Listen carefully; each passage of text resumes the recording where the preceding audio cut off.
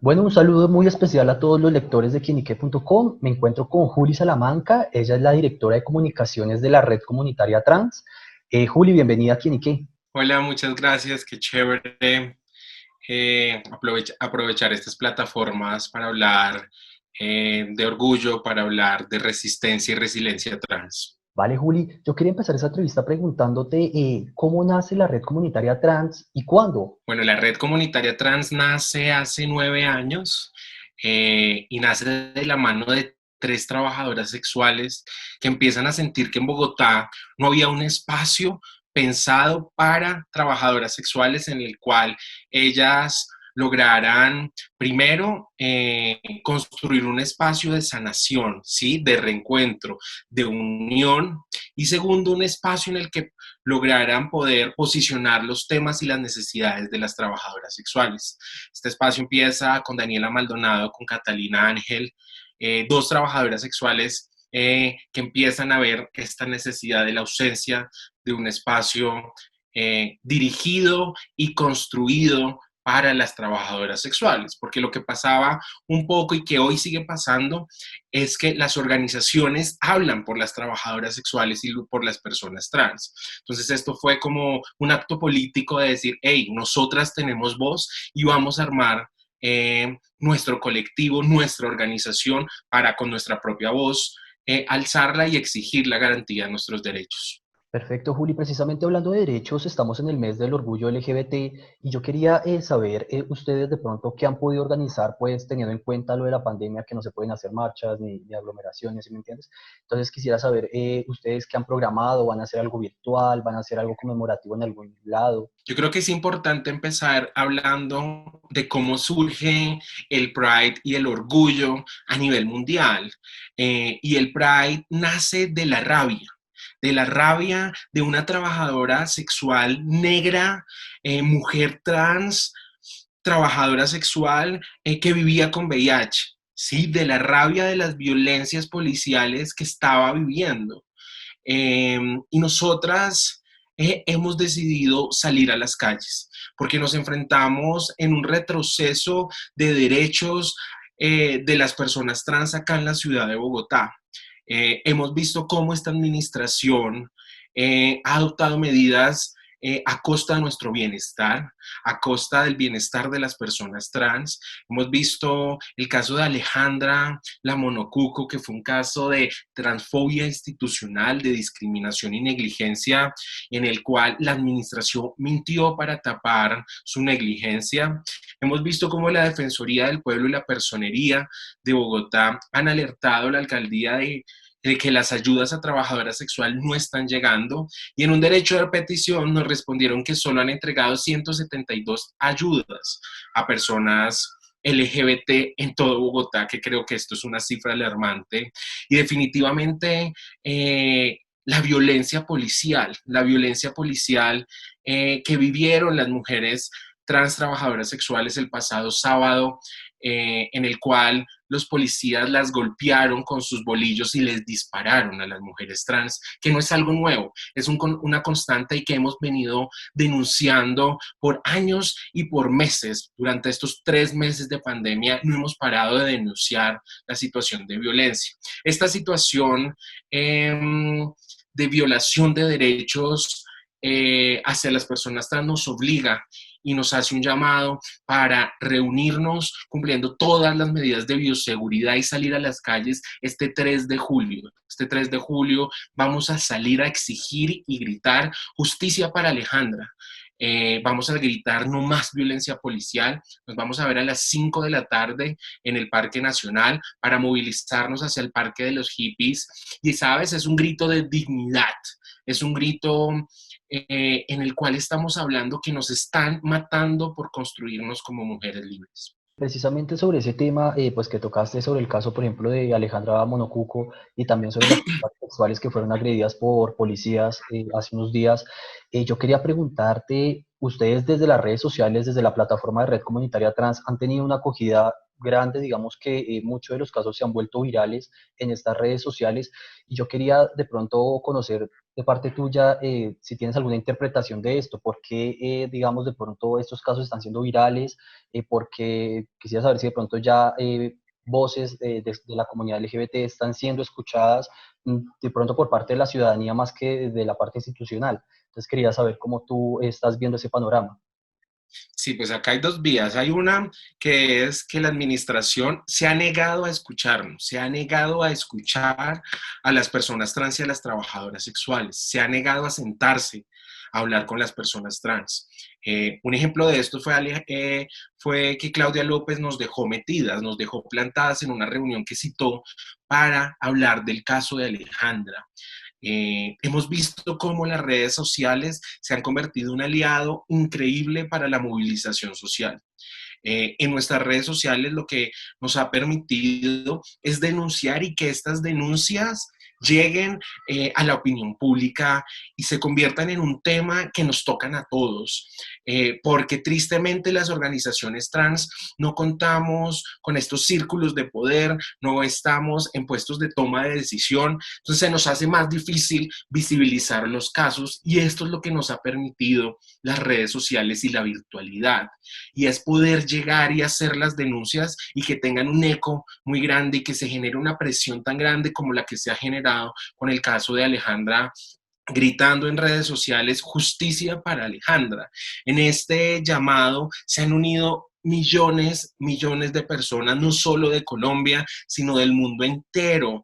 Artistas, cantantes, activistas, feministas rechazan un caso tan doloroso como el de Alejandra, que no es un caso aislado, como vemos, porque el sábado pasado golpearon brutalmente y dispararon a 3 trabajadoras sexuales. Claudia López es la jefe de la policía. Y hasta el día de hoy ella no se ha pronunciado. Nos asusta mucho escuchándola hace 2 días hablando ella de seguridad y hablaba de seguridad felicitando a la policía cuando la policía constantemente golpea, pide favores sexuales, ha violado a mujeres. Entonces acá hay que hablar como las cosas como son. No es un caso aislado, no es una manzana podrida, es una institución que tiene una política de miedo, una política de perfilamiento, una política de violencia contra la diversidad. Precisamente sobre el tema de la alcaldía y de la administración de Claudia López, hay como un sinsabor dentro de la comunidad LGBT porque se supone que ya llegaba con las banderas de ser una mujer progresista, de ser una mujer, pues que todo el mundo sabe públicamente, tiene una pareja mujer, es lesbiana. Entonces, digamos, ¿qué han sentido ustedes con la actitud que ella últimamente ha tomado frente a este tema y frente al tema de Alejandra? Mira, ¿sabes? La actitud de ella duele mucho porque es una actitud cínica y una actitud eh, pues muy dolorosa, ¿sabes? Porque demuestra un talante autoritario muy peligroso para la democracia. Acá hay que aclarar algo y es como Marta Lucía Ramírez, la vicepresidenta, siendo mujer y ser mujer no la hace feminista. Todos sabemos que Marta Lucía no es feminista, así sea mujer. Acá lo claro es que Claudia López sea lesbiana, eso no la hace que tenga una agenda en defensa de los derechos de las personas trans. Acá tenemos que hablar que Claudia López manoseó a las personas diversas y a las mujeres feministas. Nos metió los dedos en la boca y nos tragamos el cuentico entero de la Bogotá cuidadora, de la Bogotá en la cual las personas trans podíamos estar seguras y tranquilas. Acá ella utilizó su eslogan de la igualdad imparable para hacer campaña. Igualdad es imparable, pero la igualdad es imparable ¿para quién? ¿Solo para las personas del mismo sexo que se quieren casar? ¿Solo para las personas del mismo sexo que quieren adoptar? Esa es la agenda de la igualdad es imparable para Claudia López. Acá se ha demostrado con acciones concretas, como el pico y género, que dejó más de 20 personas trans violentadas en supermercados y en locales comerciales, una mujer trans apuñaleada, que nos ha demostrado con la ausencia de ayudas humanitarias, con el silencio cómplice frente a la muerte de Alejandra y frente al silencio legitimante de la violencia policial contra trabajadoras sexuales. Entonces es una gran decepción y uno dice, juepucha, es muy loco y es como de no te lo puedo creer que primera vez que Bogotá tiene una alcaldesa mujer y que es lesbiana y ha sido una de las alcaldías con una agenda antiderechos de las personas trans, porque hay que llamarlo así. Esta administración es un peligro para las personas trans. Yo también quería hablar contigo un poco acerca de, digamos, muchas de las personas en Colombia no entienden qué es el orgullo LGBTI, por qué el orgullo LGBT, digamos, por qué esta celebración en el marco de este mes. Yo quisiera que de pronto dieras un poco de contexto desde tu perspectiva, qué es lo que esta comunidad alza la voz, por qué alza la voz en este mes, por qué, digamos, se manifiesta. Entonces yo quería conocer un poco acerca de esta celebración que se hace en este mes, de parte Yo tuya. creo que hay que hablar del contexto, como te explicaba al inicio, y es que este mes del orgullo, esta movilización por los derechos de las personas LGBTI, nace en Nueva York como un grito, de un movimiento oprimido. Nace de la rabia, de la frustración de una mujer trans trabajadora sexual negra que vivía con VIH, que estaba mamada, que la policía la persiguiera, que estaba mamada, que no se le reconociera sus derechos como ser humano, como ciudadana. Y así nace un poco toda esta conmemoración de los disturbios de Stonewall, que es totalmente pertinente para lo que hoy estamos viviendo en Bogotá. Y es una cadena de sucesos que van en contravía de los derechos de las personas trans y de las trabajadoras sexuales trans en específico. Y por eso nuestro llamado y nuestra invitación a movilizarnos con todas las medidas de bioseguridad, porque no nos queda de otra, ¿sí? Hemos agotado todas las vías posibles, hemos invitado a la alcaldía de mil formas, a Claudia López a que se siente a dialogar con nosotras para construir un plan de contingencia frente al COVID que incluye a trabajadoras sexuales y a personas trans. Y Claudia López lo único que ha hecho es cerrarnos las puertas y poner tweets mentirosos, comunicados faltando a la verdad y criminalizando a las personas trans y culpando de su muerte a Alejandra. Entonces creo que este mes y precisamente este año que nos coge en una pandemia, no solo es diferente por el COVID, por la llegada del COVID, sino también es diferente por el panorama de retroceso de derechos en el cual nos enfrentamos las personas trans. Y acá estamos hablando de vidas, ¿sí? Se perdió la vida de Alejandra, se pudo haber perdido la vida de estas tres chicas que recibieron disparos en sus glúteos. Esto no es sostenible para nada. Estamos mamadas de resistir ante una alcaldía represiva, ante una alcaldía transfóbica. Yo también quería hacerte una pregunta sobre ti, Juli. Tú, digamos, ¿cuándo iniciaste todo este proceso? ¿Cuándo, digamos, dijiste voy a levantar mi voz? ¿Cuándo dijiste voy a luchar contra contra las instituciones? Entonces yo quería conocer acerca un poco de tu historia, de lo que eres. Bueno, yo soy una orgullosísima mente mujer trans, no saben, eh, sí, como el amor que me produce, la emoción que me da al hablar de mi construcción identitaria. Y siempre digo que si tuviera la oportunidad de volver a nacer, otra vez volvería a construirme como una mujer trans, ¿sí? Como el mundo nos ha dicho que está mal ser trans, que es una abominación, que tenemos que rehabilitarnos. Y el mensaje a todos esos niños que hoy están sintiéndose discriminadas, a todas esas niñas trans, a todas esas personas que no están pudiendo, no están logrando ser, es que sí se puede llegar y cumplir sus sueños siendo personas trans. Y quería empezar con esto porque este mes también es para celebrar nuestra existencia, ¿sí? Porque un poco el mundo lo que ha estado es mandando mensajes de odio, de odio, de odio, con la llegada a Latinoamérica y con tanta fuerza de estos discursos antiderechos de las personas trans, creo que es importante decirle a las personas trans que gracias por existir. Eh, bueno, yo llevo en la red comunitaria trans ya 5 años.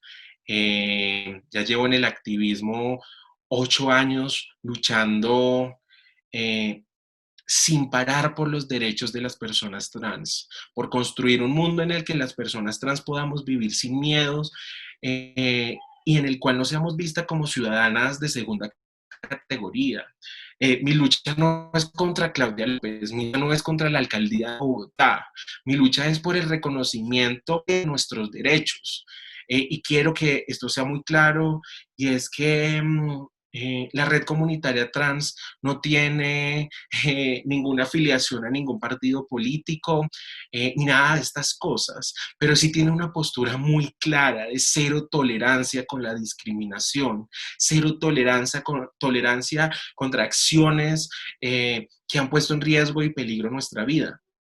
Yo estuve leyendo un poco acerca de ti y encontré que tú, digamos, lideraste algo en la Universidad Javeriana, si no estoy mal, que era como por tu nombre y que no estaban como dejándote con ese nombre dentro de la universidad o algo así pasó. Yo quería que me expliques un poco qué pasó ahí y por qué, digamos, ese derecho al nombre, a sentirte como te llamas y cómo eres. Bueno, acá hay un panorama muy complicado en Colombia respecto a los derechos de las personas trans y al reconocimiento de las personas trans en los planteles educativos. Es decir, los planteles educativos en Colombia no tienen protocolos de atención para personas trans. Esto quiere decir que los espacios seguros, las universidades se convierten en espacios no seguros para las personas trans, en donde primero no se les reconoce su nombre identitario, su nombre, segundo no se les reconoce sus pronombres, muchas veces hay mucha violencia en las clases, hay muchas violencias en los baños, y esa fue un poco mi lucha.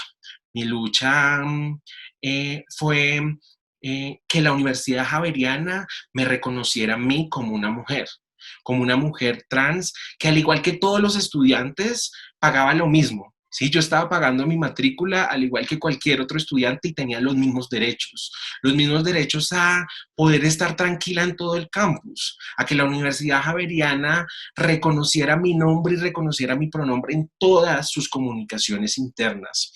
Esta fue una pelea, fue una lucha muy fuerte, duró un tiempito y era pelear contra un gigante, ¿sabes? Era pelear contra la Javeriana por algo tan sencillo como que te respeten como ser humano y te reconozcan como tú te has construido. Eh, y además que este caso es un caso que demuestra que las universidades no están cumpliendo los fallos de la Corte Constitucional, porque la Corte Constitucional ha hablado y ha sacado varias sentencias sobre la la protección de los derechos de las estudiantes trans en planteles educativos, que ninguna persona trans, o sea, que todas las personas trans, independientemente si ya hicieron el cambio de nombre y del cambio de componente sexo en su cédula, están en la obligación, los planteles educativos, de reconocer su nombre identitario y sus pronombres y generar toda una sensibilización en sus campus para que no se generen situaciones de discriminación y exclusión.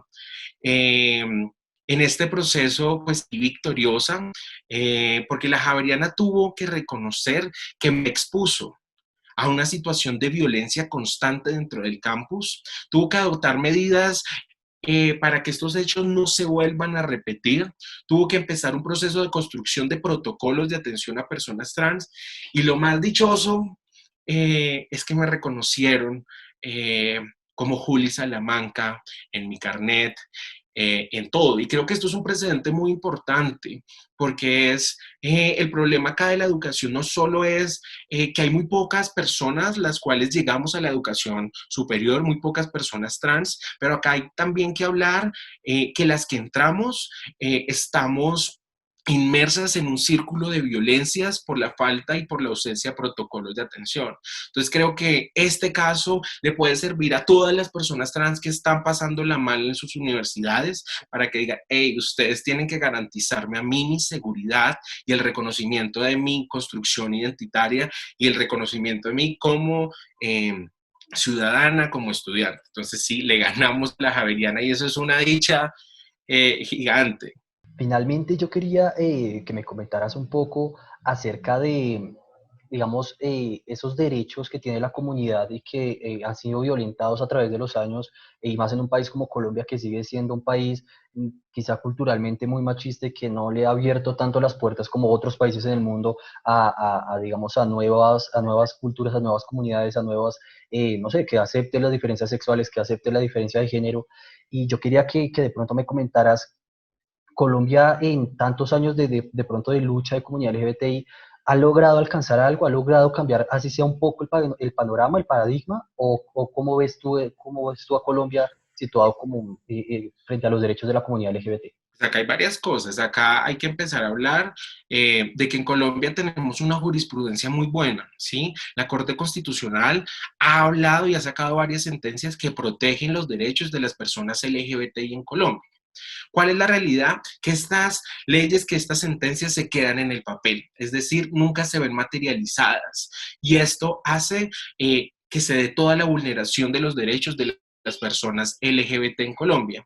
Acá en Colombia nos siguen matando por ser trans, por construirnos como mujeres y como hombres libres. Acá tuvimos hace unas semanas el asesinato de 3 mujeres trans en Santa Marta y en Barranquilla. ¿Sí? El asesinato de 3 mujeres trans por ser trans, ¿sí? Esto nos devuelve un poco al tiempo del conflicto armado, cuando nos desplazaban de los territorios por ser mujeres trans, cuando las sacaban, cuando les cortaban el pelo para sancionar sus cuerpos feminizados, sancionar el hecho de construirte como una persona trans. Entonces, la violencia hacia personas trans en Colombia sigue siendo espantosa, sigue siendo muy tenebrosa, porque acá siguen matando a razón de la identidad de género y eso no lo podemos ocultar. ¿Sí? La violencia acá contra los cuerpos diferentes, contra los cuerpos que no cumplen la norma, es muy grande. Y la violencia policial es uno de los problemas gigantes que tiene Colombia en todas las partes y en todas las ciudades. Acá en Bogotá, esta relación entre policía y personas trans ha sido una relación de opresión y de violencia. O sea, tenemos el caso de Carlos Torres, hombre trans, que la policía lo asesinó en uno de los CAIs, lo trasladaron al CAI y lo asesinaron. Hoy ese caso todavía está en la impunidad y lo archivaron por vencimiento de términos, es decir, siguen en la impunidad. Cuando se denuncian casos de violencia contra personas LGBTI, tenemos un índice de impunidad muy fuerte. Es decir, que estos casos no sea un ejercicio de verdad, justicia, reparación y no repetición. Eh, y también el tema de la educación. Las personas trans todavía estamos viviendo en un círculo de pobreza estructural, un círculo de pobreza que empieza desde la exclusión eh, de la casa, es decir, te sacan de tu hogar por construirte como una persona trans. En el plantel educativo que estabas estudiando no hay protocolos de atención, entonces dicen, tú no aguantas esta presión y te vas o te echan por ser trans o te acosan hasta que te aburren y te llegan. Y tú te vas de tu ciudad porque también sufres violencias por ser trans y llegas a Bogotá a dedicarte a actividades altamente criminalizadas, porque intentas conseguir un trabajo y en ese trabajo pues no te aceptan por ser trans y por no tener estudio. ¿Pero por qué no tuviste estudio? Porque eres una persona trans. Entonces todo el círculo de pobreza al cual estamos sometidas y que ahorita con el COVID la pobreza se está profundizando y se está generando una brecha muy fuerte, porque las actividades económicas de las personas trans, de muchas de las personas trans, dependen de actividades informales, como las ventas ambulantes, como otro tipo de actividades y el trabajo sexual. Y acá las alcaldías, los gobiernos locales no han tenido no han pensado en la construcción de planes de contingencia que incluya a estas poblaciones. Algo así pasó en Manizales. Manizales, la Secretaría de la Mujer creó e incluyó a las mujeres trans y a las trabajadoras sexuales dentro de un plan de contingencia del COVID, y es decir, ¿qué vamos a hacer con las trabajadoras sexuales en tiempo de pandemia? Pues virtualicemos el trabajo. ¿Sí? No expongamos a que ellas salgan a la calle, se expongan y expongan también todo el tema de un problema de salud pública, que puedan estar en sus casas seguras, trabajando desde casa y estudiando en el SENA. Entonces, eso es tener una visión sostenible y una visión de derechos humanos. Acá en Bogotá no tenemos un plan de contingencia que incluya a las trabajadoras sexuales. Entonces yo por eso creo que cuando hablamos del Pride y el orgullo tenemos que ser críticas y no quedarnos con la melosería y con lo romántico de sí, saquemos la banderita, wow, no, sino cuando acá en Colombia siguen matando a las personas trans, cuando a Alejandra la mató la negligencia, la discriminación y la transfobia, cuando siguen golpeando a las mujeres trans la policía y no pasa nada porque son manzanas podridas, cuando se adoptan medidas en Bogotá, en diferentes ciudades, que van en contravía de los derechos humanos como un pico y género, que causó tanto dolor, tanta ansiedad, tanto miedo por parte de las personas trans. Entonces creo que sí hay que celebrar, sí hay que sentir orgullo por lo que somos, pero lo más importante es no olvidar el real objetivo de esta fecha, que es exigir los derechos de las voces, de las voces del acrónimo más olvidadas, que es la T. Sí, las personas trans siguen viviendo en la pobreza, siguen sin estar en puestos de toma de decisión, siguen olvidadas. Bueno, Juli, muchas gracias por tu tiempo, muchas gracias por estar aquí en quienique.com. Ha sido una conversación muy grata contigo y esperamos volver a tenerte. Vale, muchas gracias a ustedes y por favor, que este mes y que todos estos mensajes de apoyo se conviertan en acciones concretas. Las banderitas sí están lindas, todo este cuento, pero las acciones y las omisiones de Claudia López están generando el exterminio de las vidas de las personas trans en las calles de Bogotá.